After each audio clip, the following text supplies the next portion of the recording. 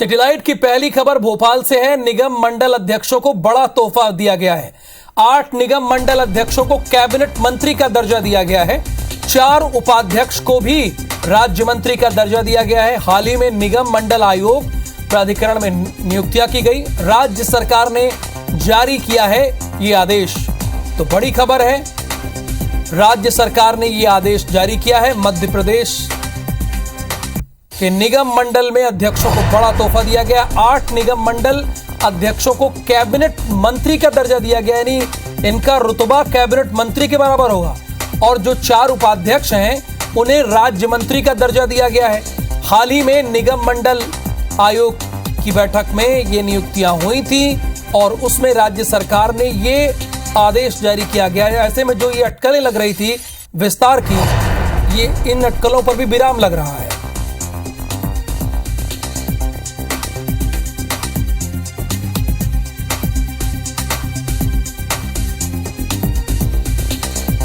तो हाल ही में निगम मंडल में इनकी नियुक्तियां की गई थी और इनमें से कुछ को कैबिनेट मंत्री का दर्जा दिया गया और कुछ को राज्य मंत्री का दर्जा दिया गया है।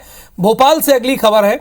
मध्य प्रदेश कांग्रेस में नई नियुक्तियां हुई हैं। रामू टेकाम आदिवासी कांग्रेस के प्रदेश अध्यक्ष बनाए गए हैं और एआईसीसी के महासचिव केसी वेणुगोपाल ने यह नियुक्ति की। जाहिर सी बात है वही करेंगे, उनकी मुहर है। एआईसीसी के महासचिव केसी वेणुगोपाल ने यह नियुक्ति की है। बड़ी खबर, बैक टू बैक 2 बड़ी खबरें हैं। रामू टेकाम अब ये आदिवासी कांग्रेस के स्टेट प्रेसिडेंट बनाए गए हैं। एआईसीसी के महासचिव केसी नियुक्ति की है। चूंकि सभी अपनी अपनी तैयारियां कर रहे हैं, चुनाव में अब बामुश्किल 6 महीने का वक्त रह गया, चूंकि अप्रैल का महीना तो चल ही रहा है। अपने बयानों को लेकर अक्सर सुर्खियों में रहने वाले बागेश्वर धाम के पीठाधीश्वर धीरेन्द्र कृष्ण शास्त्री ने अब साईं बाबा की पूजा को लेकर सवाल खड़ा कर दिया। साईं बाबा की पूजा आराधना को लेकर किए गए सवाल पर धीरेन्द्र शास्त्री ने कहा कि गीदड़ की खाल पहनकर कोई शेर नहीं बन सकता। दरअसल धीरेन्द्र कृष्ण शास्त्री जबलपुर के पनागर में चल रही श्रीमद् भागवत कथा के आखिरी दिन प्रबुद्ध जनों से संवाद कर रहे थे। धीरेन्द्र कृष्ण शास्त्री ने साफ तौर पर कहा कि गोस्वामी तुलसीदास से लेकर सूरदास और विभिन्न धर्मों के संत महापुरुष और युग पुरुष हुए, लेकिन वो भगवान नहीं हो सकते। रामनवमी की यात्रा के दौरान हुई पत्थरबाजी की घटनाओं पर उन्होंने कहा कि धीरेन्द्र कृष्ण शास्त्री ने रामनवमी के जुलूस पर पत्थरबाजी को दुर्भाग्यपूर्ण बताया। उन्होंने कहा कि अब भारत में देशी और देश विरोधी ताकतें टिकने नहीं देंगी। धीरेन्द्र कृष्ण शास्त्री ने नारा दिया कि भारत में रहना है तो सीताराम कहना है। बिल्कुल धीरेन्द्र कृष्ण शास्त्री कई बातों को कह रहे हैं, लेकिन यह भी समझना होगा, ये हमारे मध्य प्रदेश की जनता ही समझे कि क्या कभी साईं बाबा ने खुद को भगवान कहा था। ये भी बात है। साईं को लेकर प्रश्न है। बहुत सारे लोग हमारे धर्म के शंकराचार्य जी ने साईं बाबा को देवताओं का स्थान नहीं दिया है और शंकराचार्य की बात मानना प्रत्येक सनातनी का धर्म है। और कोई भी संत, चाहे हमारे धर्म पंथ के हों, धर्म के हों, चाहे वो गोस्वामी तुलसीदास जी हों या सूरदास जी, संत हैं, महापुरुष हैं, युग पुरुष हैं, कल्प पुरुष हैं, लेकिन भगवान नहीं है। अब आपने कहा कि हिंदू धर्म से पूजा होती है, वैदिक धर्म से पूजा होती है, तो देखो भाई ऐसा बोलना भी बहुत लोग इसको कंट्रोवर्सी में ले लेंगे, पर ये बोलना भी बहुत जरूरी हमें लग रहा है। देखो भाई गीदड़ की खाल पहनकर कोई शेर नहीं बन सकता है। देखो राम प्रेम की मूर्ति है और प्रेम की मूर्ति राम सबकी है और सबके राम पर पत्थर फेंकना ये देश का दुर्भाग्य है। अब नहीं चलेगा, अब हिंदुओं को एक होना ही पड़ेगा। तो राम की यात्रा पर पत्थर फेंकेंगे उनकी ठटरी कौन कौन बाहर है? जो संतों का विरोध करेंगे उनकी ठटरी कौन कौन बारेगा? जो सनातन का विरोध करेंगे उनकी ठटरी कौन कौन बारेगा? पक्का पक्का धर्म विरोधियों हो जाओ सावधान। अब नहीं चलेगा, भारत में रहना है तो सीताराम कहना है। सेना की कंबाइंड कमांडर कॉन्फ्रेंस में शामिल होने के लिए प्रधानमंत्री नरेंद्र मोदी भोपाल पहुंचे थे। इस दौरान उन्होंने पहले रानी कमलापति रेलवे स्टेशन में भोपाल नई दिल्ली वंदे भारत एक्सप्रेस को हरी झंडी दिखाई। इसके बाद वो सेना की कंबाइंड कमांडर कॉन्फ्रेंस में शामिल हुए। भोपाल में कई घंटे रुकने के बाद, 7.5 घंटे रुकने के बाद प्रधानमंत्री मोदी दिल्ली के लिए रवाना हुए। 7 घंटे के भोपाल के दौरे के बाद आखिरकार प्रधानमंत्री नरेंद्र मोदी दिल्ली के लिए रवाना हो रहे हैं। इस वक्त हम मौजूद हैं भोपाल के बरकतुल्लाह विश्वविद्यालय पर, जहां अस्थायी हेलीपैड बनाया गया है और आप देख सकते हैं पीएम मोदी का जो काफिला है वो बरकतुल्लाह विश्वविद्यालय के हेलीपैड की तरफ बढ़ रहा है। अभी अभी रानी कमलापति रेलवे स्टेशन से वंदे भारत ट्रेन को हरी झंडी दिखाने के बाद पीएम इसी काली कार में सवार होकर जो है वो बरकतुल्लाह विश्वविद्यालय पहुंचे हैं और यहां से हेलीकॉप्टर से वो स्टेट हैंगर जाएंगे। इसके बाद थोड़ी देर में दिल्ली के लिए रवाना होंगे। आज लगभग 7.5 घंटे प्रधानमंत्री नरेंद्र मोदी, रेल मंत्री अवनी वैश्य और तमाम बीजेपी के बड़े लीडर्स के साथ पीएम 7.5 घंटे तक भोपाल में रहे। इस दौरान सबसे पहले उन्होंने सेना की कंबाइंड कमांडर कॉन्फ्रेंस में भाग लिया और उसके बाद वंदे भारत ट्रेन को हरी झंडी दिखाई। पीएम मोदी ने हबीबगंज रेलवे स्टेशन यानी कमलापति रेलवे स्टेशन से कांग्रेस पर भी जमकर निशाना साधा। उन्होंने कहा कि कांग्रेस साजिश कर रही है पीएम मोदी को बदनाम करने की और इसमें विदेशी मदद भी ली जा रही है। प्रधानमंत्री ने यह भी कहा कि जो कांग्रेस है और कांग्रेस के कुछ नेता हैं वो तुष्टीकरण की राजनीति करते थे, लेकिन पीएम मोदी और बीजेपी जनता की संतुष्टीकरण की राजनीति कर रही है। पीएम मोदी ने मध्य प्रदेश को बड़ी सौगात वंदे भारत ट्रेन के रूप में दी है और अब पीएम 7.5 घंटे बाद भोपाल से रवाना हो रहे हैं। IBC 24 के लिए ब्रजेश जैन। प्रधानमंत्री नरेंद्र मोदी के भोपाल दौरे को लेकर सुरक्षा कारणों के चलते पुलिस ने मध्य प्रदेश कांग्रेस के मीडिया विभाग की उपाध्यक्ष संगीता शर्मा शनिवार की सुबह हिरासत में लिया, जिसके बाद उन्हें करीब 8 घंटे तक मिसरौल थाने में बैठाकर रखा गया। पीसीसी अध्यक्ष कमलनाथ के मीडिया सलाहकार पीयूष बबेले और मीडिया विभाग के सदस्य उनसे मिलने पहुंचे, लेकिन प्रोटोकॉल का हवाला देते हुए पुलिस अधिकारियों ने उन्हें संगीता से मिलने नहीं दिया, जिसके बाद पीयूष प्रशासन पर तानाशाही का आरोप लगाते हुए जमकर निशाना साधा। हालांकि प्रधानमंत्री मोदी के दिल्ली रवाना होने के बाद संगीता को पुलिस ने रिहा कर दिया। भोपाल में प्रधानमंत्री मोदी को लेकर लोगों के बीच अच्छा खासा क्रेज देखने को मिला। लोग अपने चहेते नेता की एक झलक पाने के लिए घंटों तक सड़क किनारे खड़े रहे। IBC 24 के संवाददाता ब्रजेश जैन ने प्रधानमंत्री मोदी के इन फैंस से बात की। लगभग 7.5 घंटे भोपाल में रहने के बाद आखिरकार पीएम मोदी दिल्ली के लिए रवाना हो गए हैं, लेकिन जनता देखिए पीएम मोदी के दीदार करने के लिए लोग बड़ी संख्या में रोड के किनारे जगह जगह जहां जहां पीएम मोदी का मूवमेंट था वहां पहुंचे हुए थे। हालांकि रोड शो इंदौर की घटना के बाद कैंसिल कर दिया गया था, ठीक से दीदार तो नहीं हो सके हैं, लेकिन क्या जनता को मोदी जी दिखे हैं? पूछते हैं आपसे। सर, आप मोदी जी के लिए यहाँ आए थे, क्या मिल पाए, दिख पाए मोदी जी? छोटी सी झलक दिखी पर दिखी और उसी में बहुत सुकून है। और हम उनको उनके कामों में देखते हैं, वो भले नजर नहीं आए लेकिन उन्होंने काम इतने किए कि हर काम में नजर आते हैं। छोटी सी झलक के लिए 2 घंटे से लोग इंतजार कर रहे थे। देखिए, आपको दिखे क्या मोदी जी? दिखे ना। क्या कहना चाहते थे मोदी जी? अगर मिलते आपसे सामने आते तो क्या बोल ही नहीं पाते। आप क्या कहना चाहते थे? उनको धन्यवाद देते। किस बात के लिए? जो उन्होंने आज तक जितने काम किए सब बहुत अच्छे काम किए। अच्छा, आज भोपाल में वंदे भारत ट्रेन भी आज भोपाल से शुरू हुई है, सौगात पीएम ने दी है, क्या कहेंगे इसके बारे में? बहुत अच्छी चीज़ें हैं और ये चीज़ें तो होनी चाहिए, इससे अच्छा क्या बोल सकते हैं। उनके लिए तो जितना बोलो कम है। आप क्या कहेंगे? Modi is the great. जितने भी काम करते हैं बहुत अच्छे काम करते हैं और जैसा नेता 2024 में भी दोबारा आएंगे मोदी जी। देखिए, ये माहौल है भोपाल में पीएम मोदी के दौरे के बाद और मोदी जी आखिरकार जो है वो वंदे भारत ट्रेन की शुरुआत करने के बाद दिल्ली रवाना हो गए हैं, लेकिन जो लोग हैं वो काफ़ी उत्साहित थे। हमने सुबह से ही देखा कि पीएम मोदी जहाँ जहाँ भी गए बड़ी संख्या में, हालांकि सिक्योरिटी रीजन से ज़्यादा करीब नहीं जाने दिया गया, लेकिन फिर भी जितने दूर जा सकते थे लोगों ने उतने दूर से उतने करीब से मोदी जी को देखा। कैमरा पर्सन वीरेंद्र नागर के साथ ब्रजेश जैन, IBC 24 भोपाल।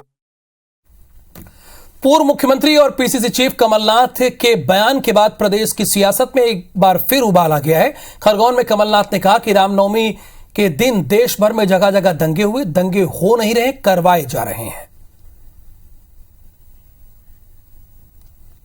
दंगे कराए जा रहे हैं। दंगे किस लिए हो रहे हैं?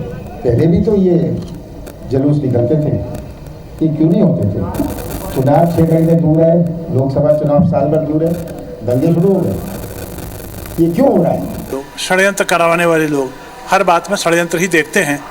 ये कोई मूर्ख ही मानेगा कि हिंदू अपने त्यौहार को बदरंग करने के लिए उसमें उत्साह के रंग भरने की जगह खून के रंग भरेगा।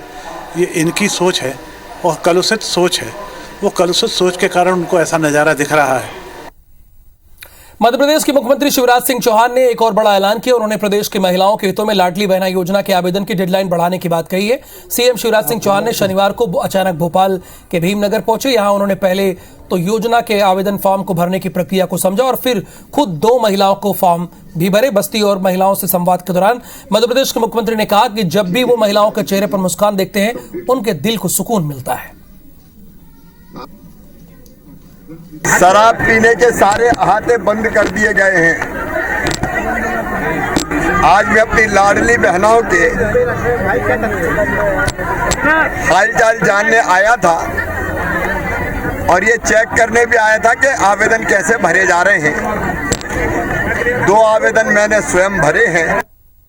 सरगुजा में पीडीएस दुकानों के सामने आई गड़बड़ी पर डॉक्टर रमन सिंह का बयान सामने आया। पूर्व मुख्यमंत्री ने कहा है कि यह छत्तीसगढ़ के इतिहास में सबसे बड़ा राशन घोटाला है। 1,65,000 मीट्रिक टन चावल और जिले में जो डाटाबेस है दोनों में 96,000 मीट्रिक टन, 1,65,000 और 96,000। संचालनालय के रिकॉर्ड में और जिले के रिकॉर्ड में अंतर आ रहा है। 68,000 मीट्रिक टन चावल 600 करोड़ का कहा गया। छत्तीसगढ़ के बेरोजगार युवाओं को आज से बेरोजगारी भत्ता मिलेगा। इसके तहत मुख्यमंत्री भूपेश बघेल ने 4 बेरोजगारों को स्वीकृति पत्र भी दिए। मामले में मंत्री अमरजीत भगत ने कहा कि यह सकारात्मक और संबल देने वाला कदम है। 4 हितग्राहियों को हम लोगों ने चेक वितरण किया। जो पात्र पाए जाएंगे उसको 1 अप्रैल से ही बेरोजगारी भत्ता मिलेगा। आज से लेकर के पूरे महीने भर लोग आवेदन दे सकते हैं। भारतीय जनता पार्टी के साथियों को याद दिलाना चाहता हूं कि आप जो बात कर रहे हैं उसमें कोई धार नहीं है। आपके पार्टी के नेता राष्ट्रीय स्तर पे चाहे राज्य स्तर पे पिछले 15 साल में आपने कभी बेरोजगारी भत्ता नहीं दिया। 250 करोड़ रुपए अगर हम हिसाब लगाएं तो मात्र 1 महीने का है। 1 महीने में इतनी राशि समाप्त हो जाएगी। इस भूपेश सरकार ने छत्तीसगढ़ के बेरोजगार नौजवानों के साथ में छल किया। वादा क्या किया था और पूरा क्या किया।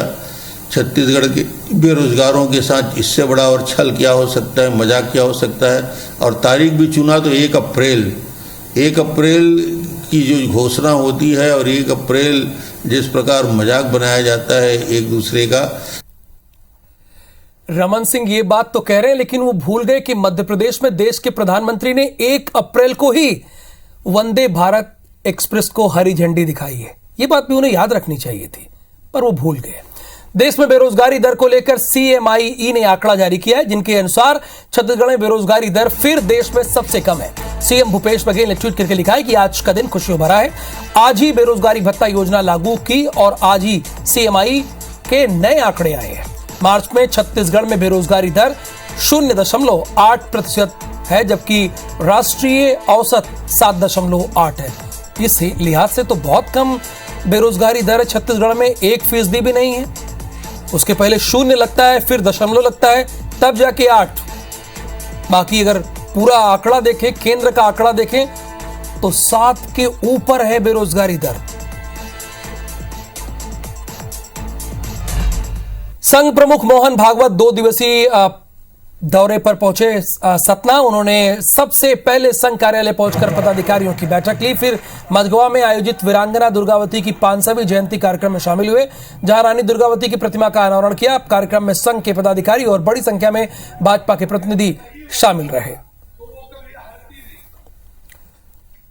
राहुल गांधी के मुद्दे को लेकर कांग्रेस कल बिलासपुर में लोकतंत्र बचाओ मशाल शांति मार्च निकालने जा रही है। इसी पर जिसकी रूपरेखा तैयारियों को लेकर कांग्रेस के राष्ट्रीय सचिव और छत्तीसगढ़ के सहप्रभारी डॉक्टर चंदन यादव और विधायक देवेंद्र यादव आज बिलासपुर पहुंचे। सत्य, अहिंसा और भाईचारा का है। राहुल जी क्या कर रहे हैं? राहुल जी तो सत्य के लिए लड़ रहे हैं, बार बार कह रहे हैं डरो मत, नफरत तो कितना भी आप CBI लगा दो, ED लगा दो, जो सत्य है वो बाहर आएगा। वेतन विसंगति दूर करने की मांग को लेकर करीब 2 महीने से हड़ताल कर रहे छत्तीसगढ़ के सहायक शिक्षकों ने शनिवार से एक नया अभियान शुरू किया है। अभियान को विधायक के द्वार गुरुजी अंतिम बार नाम दिया गया है जो कि 90 दिनों तक चलेगा।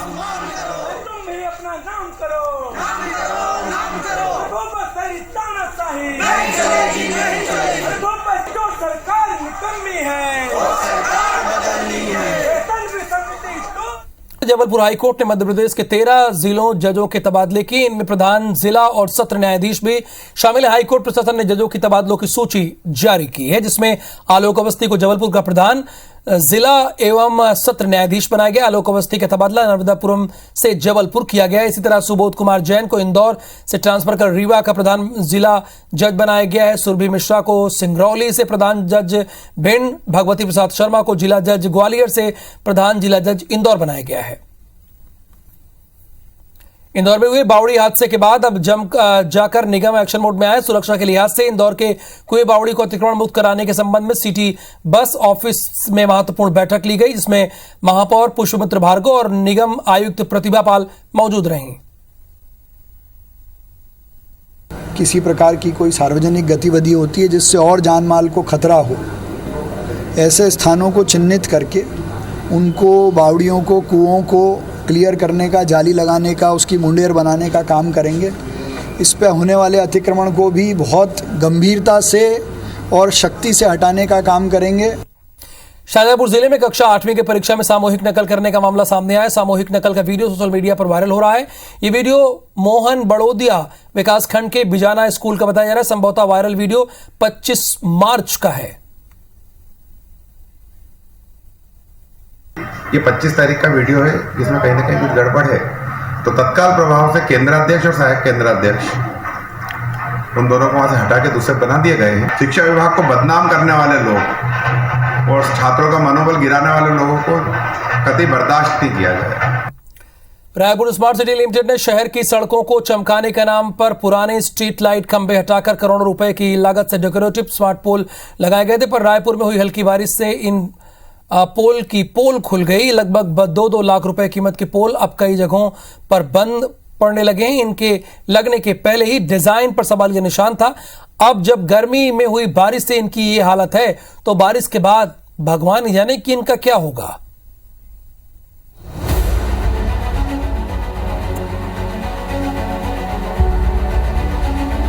शहर को चमकाने के नाम पर रायपुर स्मार्ट सिटी लिमिटेड ने करोड़ों रुपए के खंभे लगाए हैं, डेकोरेटिव स्मार्ट पोल। और जब ये पोल लग रहे थे तभी IBC 24 ने इसकी ड्राइंग, डिजाइन और गुणवत्ता पर सवाल उठाए थे।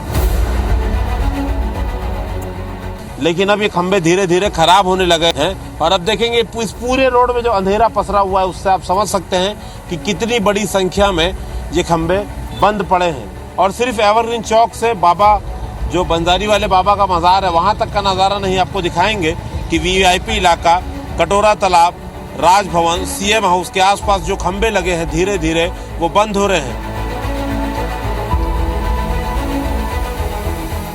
कुछ समय पहले IBC 24 ने ही आपको बताया था कि स्मार्ट सिटी, स्मार्ट वर्क और चकाचौंध के नाम पर कैसे लोगों की आंखों में धूल झोंकी जा रही है, कैसे पुराने, सस्ते और ज्यादा लाइट्स देने वाले पोल के बजाय महंगे और कम लाइट्स देने वाले पोल पूरे रायपुर शहर में लगाए जा रहे हैं। IBC 24 ने उस वक्त इन पोल्स के मेंटेनेंस को लेकर भी बड़ा सवाल खड़ा किया था। आज IBC 24 की वो खबर सच साबित हुई, जब शहर में हल्की बारिश के बाद आधे शहर की सड़कें अंधेरे में डूब गई। यानी मेंटेनेंस करने वाला कोई नहीं और न ही कोई जवाबदारी लेने वाला है। अभी तो बंद पड़ रहे इन पोल्स का मेंटेनेंस इन्हें लगाने वाला ठेकेदार कर देगा, लेकिन इसके बाद शुरू होगा तो मेंटेनेंस का ठेका देने के नाम पर भ्रष्टाचार का नया खेल।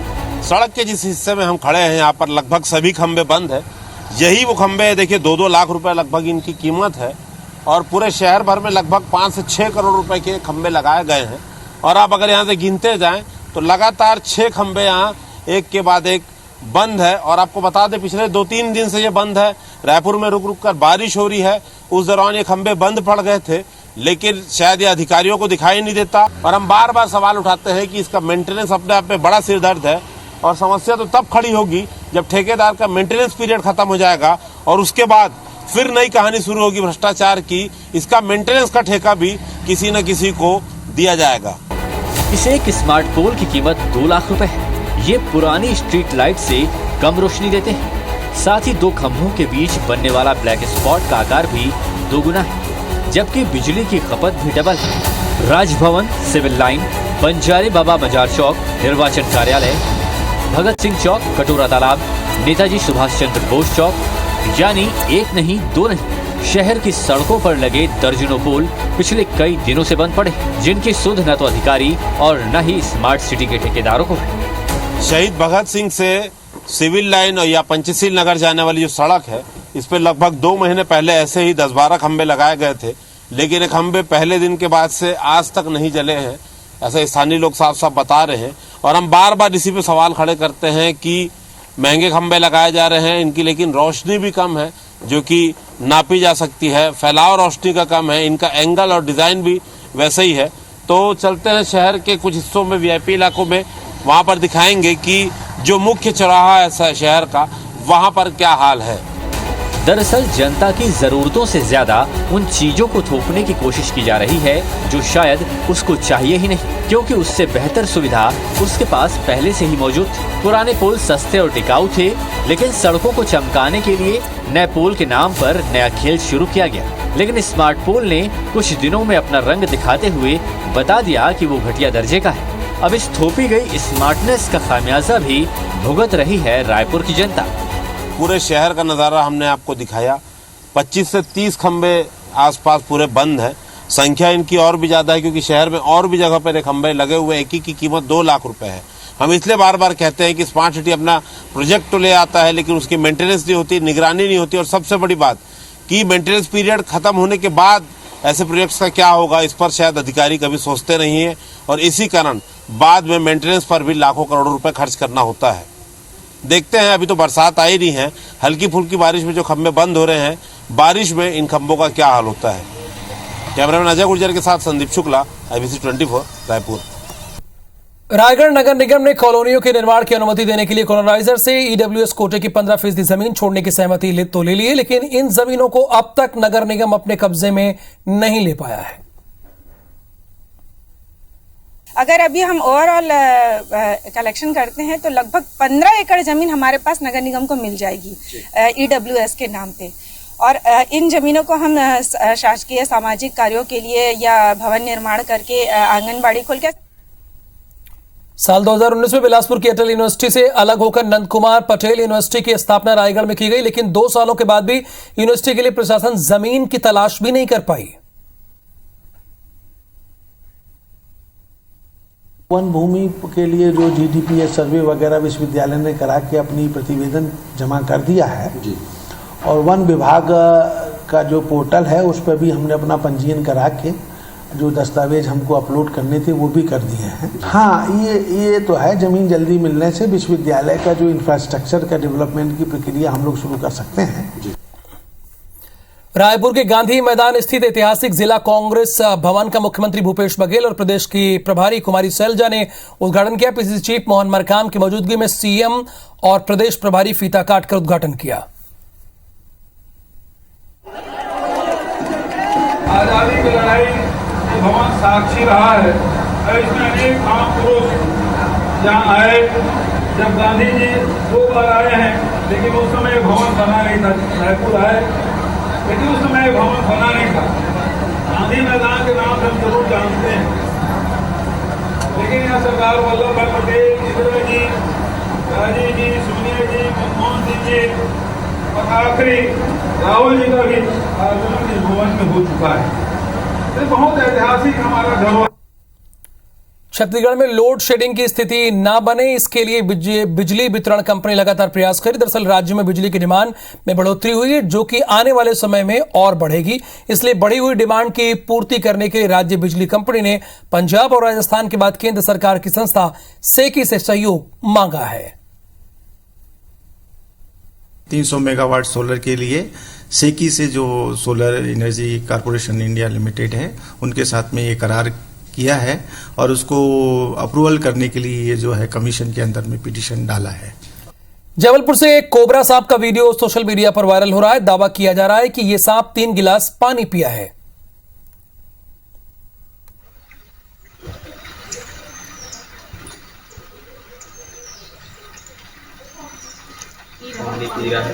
ये तस्वीरें आप देख सकते हैं, ये कोबरा है।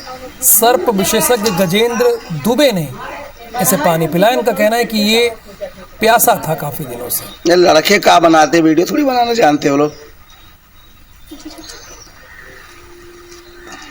इंदौर के लिटिल मास्टर दैविक टंडन ने अपना नाम वर्ल्ड बुक्स ऑफ रिकॉर्ड में दर्ज करवाया। दैविक टंडन ने कराटे के 30 सेकंड में 123 मुक्के मारकर एक नया वर्ल्ड रिकॉर्ड बनाया है। यानी कराटे चैंप वैदिक ने 1 सेकंड में 5 मुक्के मारकर विश्व में सबसे छोटी उम्र में इतने ज्यादा मुक्के मारने का नया रिकॉर्ड अपने नाम किया है। इसी के साथ दैविक ने इस साल में 2 और राष्ट्रीय स्तर की प्रतिस्पर्धाओं में हिस्सा लिया और इतनी कम उम्र में उसने मेडल जीतकर अपना शौर्य दिखाया।